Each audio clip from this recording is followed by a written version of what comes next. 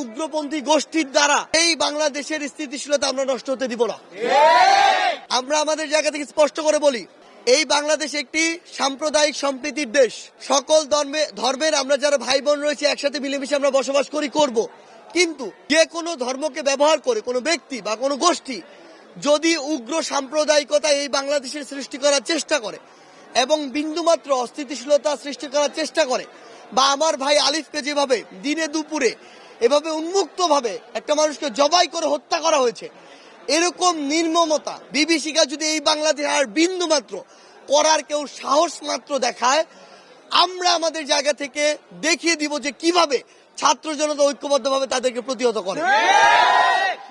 আমরা শুধু একটি কথাই বলি, আমরা অন্তর্বর্তীকালীন সরকার, আইন শৃঙ্খলা রক্ষাকারী বাহিনী, বিচার বিভাগ তাদের উপর আস্থা রাখতে চাই।